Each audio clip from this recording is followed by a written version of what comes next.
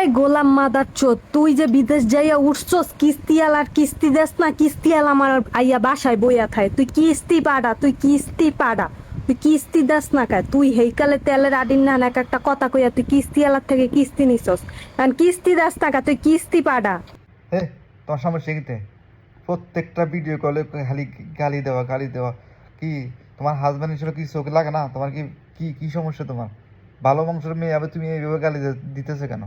কিস্তি নিছি, এখন কিস্তি সমস্যা কিতে? কিস্তি না দিতে হলে নাই, একটু ধৈর্য ধরো। বিদেশ আসি কেবল মাত্র আইসি, কিছুদিন হয়েছি, তার মাঝে তুমি জ্ঞান জ্ঞান জ্ঞান জ্ঞান করতেছো। বেশি বেশি বাড়াবাড়ি করবা। আমি কিস্তি হলে কিস্তি মিস্তি দিতে পারবো না, তুমি কিস্তি হলে লাগে চলে যাও দরকার হলে। তোমার মতন যে বাসা ব্যবহার খারাপ করে কথাবার্তা বলা মেয়ে আমার বউ লাগবো না। তুমি চলে যাও, কিস্তি হলে লাগে চলে যাও, তাও আমার একটু উদ্ধার হয়ে যাও।